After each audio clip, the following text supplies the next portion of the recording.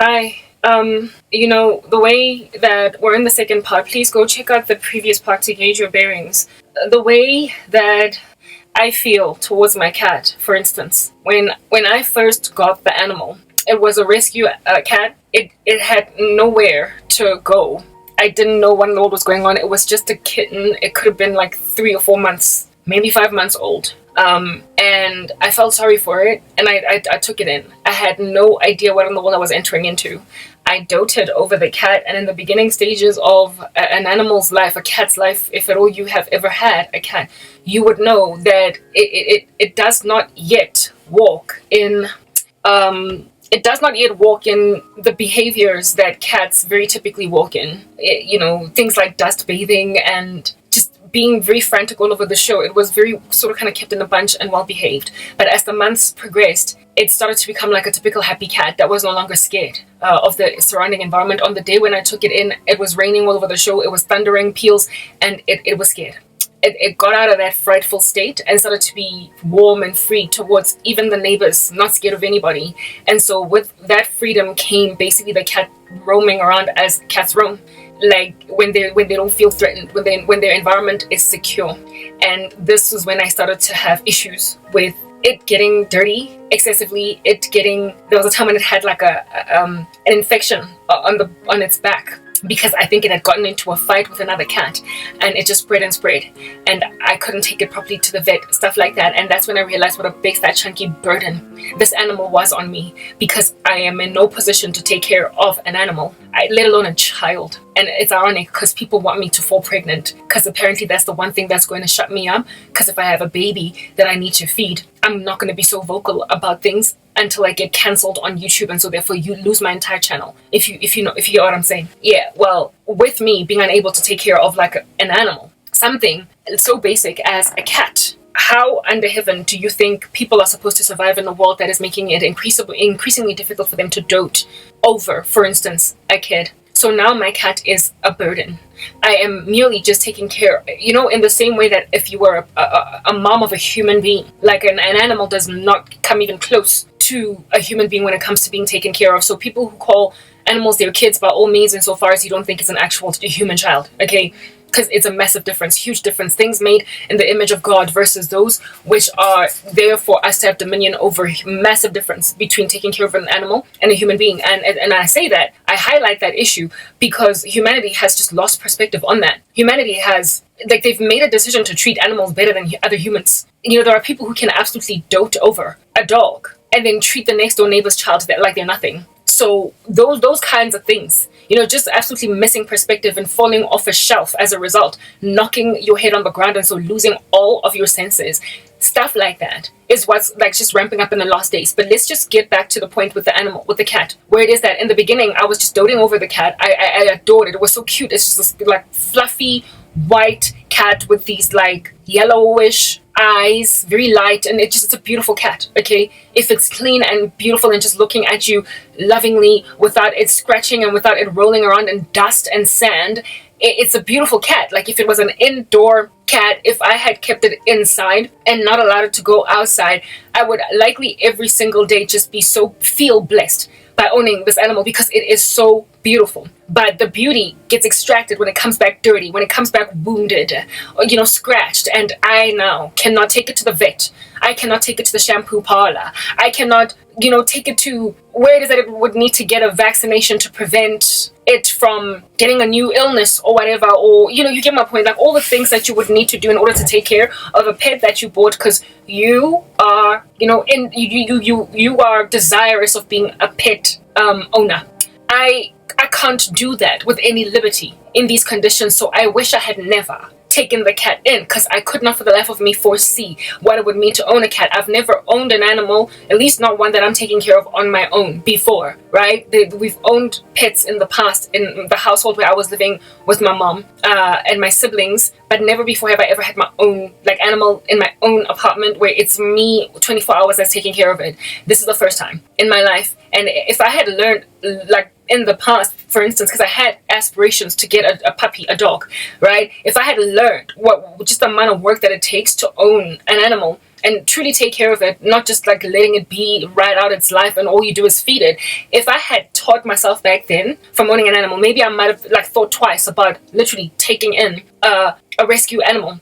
It was clearly at the time when I got it, it wasn't feral. It obviously had owners historically, but it could not for the life of itself get back to where it is that it came from. It couldn't find its home. We put out posters, we went to the vet and also put a photo of the cat saying, is this your animal? And nobody came forward. There was a whole WhatsApp message in the like from one guy that lives in this complex. I sent it to all the households in the neighborhood, the whole neighborhood, never mind just this complex, saying there is a cat that looks like this. Does it belong to you? And nobody came back and responded. Right, the various body corporates of the various complexes in this section of residential properties, no one came forward and said that that's my animal. So basically, I made a decision to keep it after a couple of days of basically holding on to it until the owner came forward, because I kind of fell in love with it. And it was still cute, and it was always just around me, staying indoors, not doing strange things. And then months progressed, it got used to life, and these are my conditions now with it. And I am finding myself now more irritated with the animal than is absolutely necessary.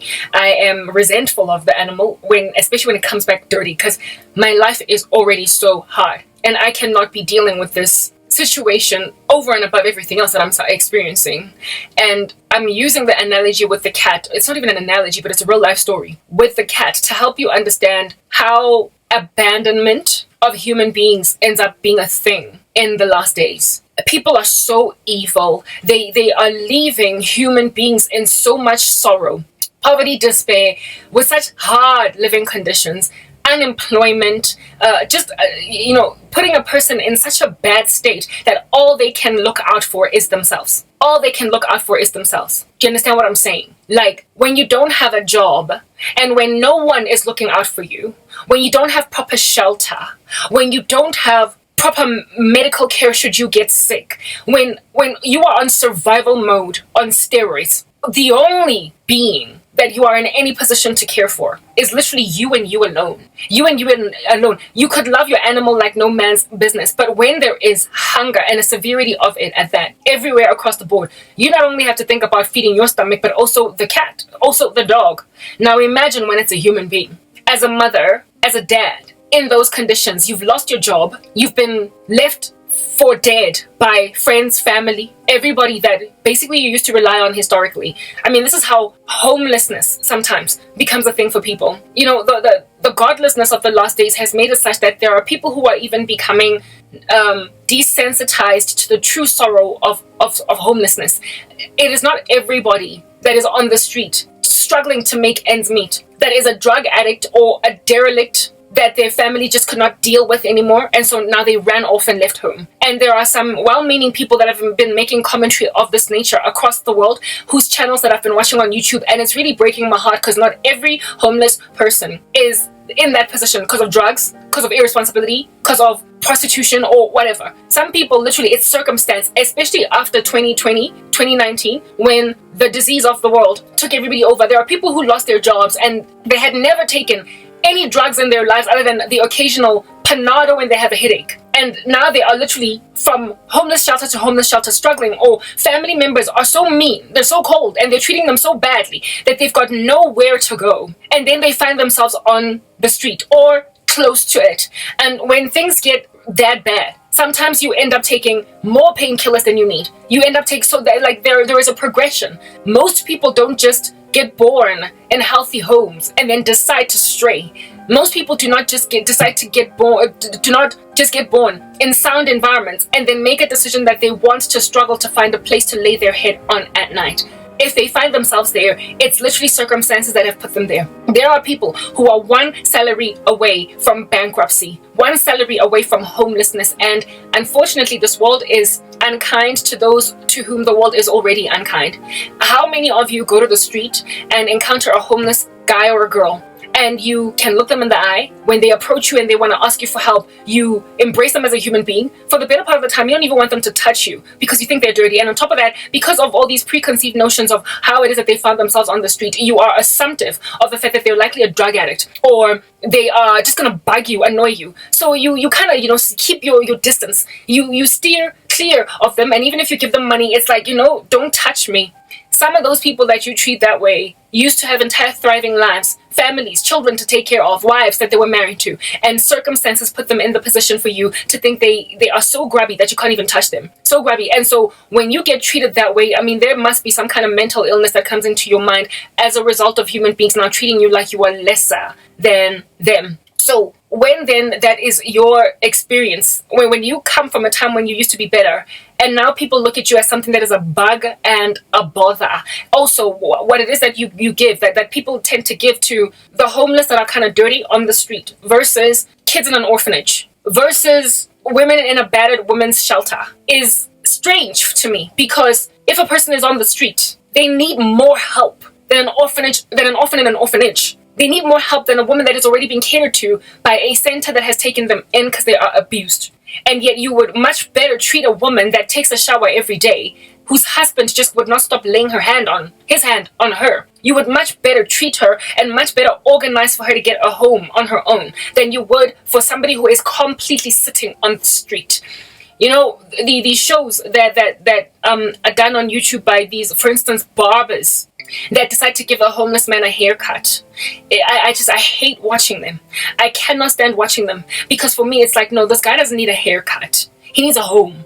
This guy needs to be taken off the street. And the sad thing about it is, after they cut their hair and they clean them up, they put a suit on them. There are some others that do an entire makeover. It's called a makeover, right? Yeah, when you get like a whole haul of a change of look and whatnot on a homeless person that looked nothing like anything at all that you would look at. And then after they get all cleaned up, they're so handsome, they're so clean, they're so beautiful. There's somebody that you can just easily talk to and even, glare at in public, flirting with them, hoping that they're gonna come over and talk to you because they're so good looking and you're prepared to be their girlfriend or whatever. Yeah, they look so good after a transformation that you see the absolute travesty of the fact that this person has no home. How does such a handsome man that is able to speak with all of his vocabulary intact, how are they not able to get a basic job to live in a basic bachelor pad and take a shower every single day? How is this even like a thing? So I don't like watching such shows as those, because for me it's like, he doesn't need a makeover, he needs a home. He does not need a haircut, he needs a home.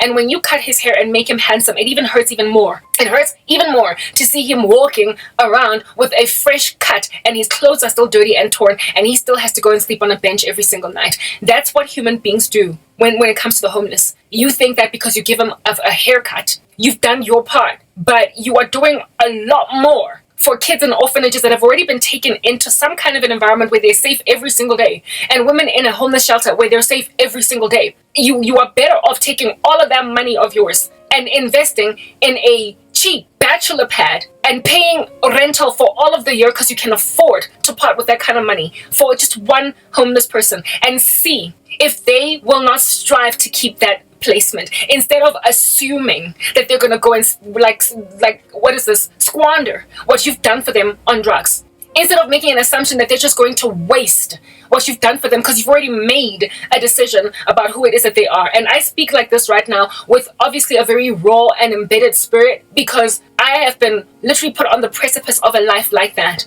having come from a thriving life, a successful career, and because of the indiscretion of people and the wickedness, because of jealousy and corruption, I lost everything. And if it was not for the fact that I'm in Christ, let's just put that out there. And so the Lord made sure that my family does not go so crazy that they would let me go and basically get ready dead on the side of the street begging for money. I would be homeless. Homeless in the very capacity, same one, of a person that is dirty, filthy, you can't even recognize them.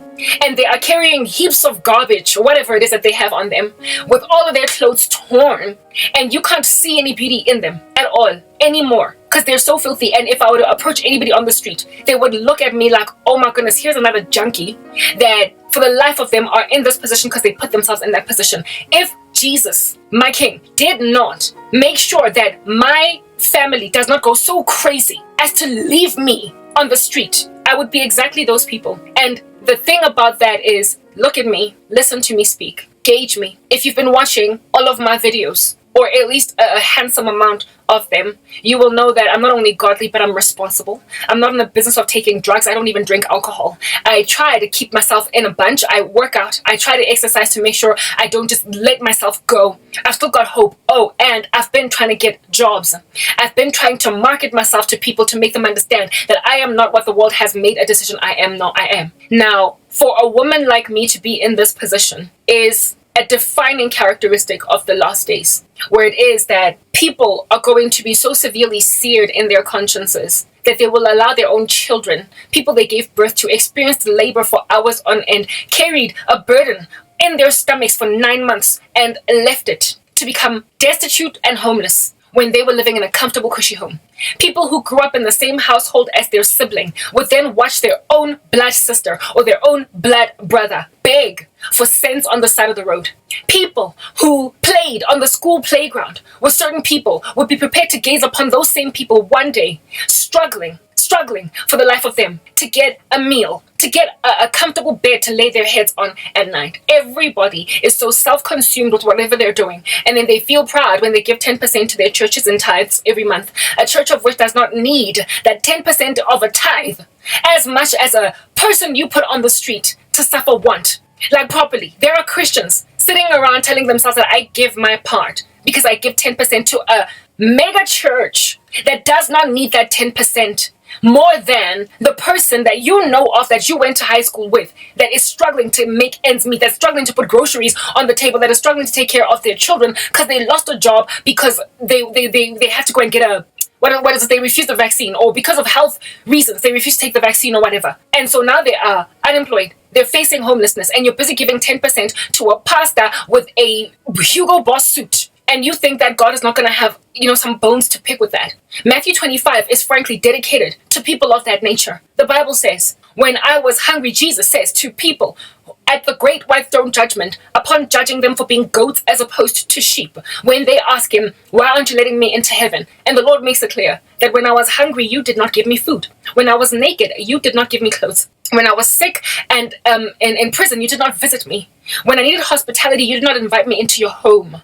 When I was thirsty, you didn't give me drink, etc. I don't know which of those I might have left out. And you will then ask God, when did I never do any such thing for you, Jesus? And the Lord will say, whatever it is that you did not do for the least of my disciples, you did not do it for me. So essentially, you went and gave your pastor more money than he needs. And you disregarded a friend you went to high school with when she was naked and needed clothes. You completely walked right by your own sibling because you were so busy competing in your sibling rivalry that you imagined that your 10% tithe at church is sufficient for you to say to God, but I gave, I served, except those who needed serving, those who needed true giving. You looked at them like they were dirty, they were filthy, and what did you drop in their hands? That's the thing about what you give to homeless who are actually on the street. 5 randa, 2 randa, descende. You literally scratch your wallet for cents. You cannot let go of paper money out of your wallet to give to a homeless man on the street, but you are prepared to make a monthly deposit that is even a stop order on your account to your church or to an orphanage or to a women's shelter. People who are already in homes. But these are things that people do not quite understand.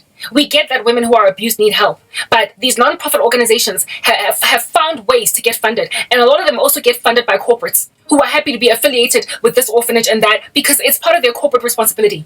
But how many corporates are actively taking people off the streets? You have got the responsibility to the beggar on the street that you see every single day that you give a sandwich to every morning. A sandwich, give them a home. If it isn't your ability to do so, then you ought.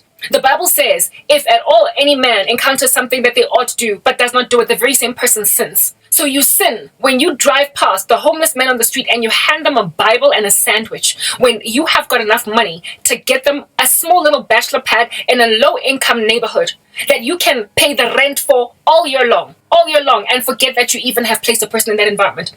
And then try and see if you can't help them. There is, guys, let's move to the next part. I'm still going to read from 2 Timothy 3 and from Romans 1. to help piece together the pieces of this travesty that is going to lead us all and to usher us all, well, not us all, I mean, frankly, I'm not going to be here, into the tribulation. And you must see why you had it coming, and why literally many of the endeavors that people embark on to look good are just worthless. They are like filthy rags. Even your most righteous works are like filthy rags. Next part.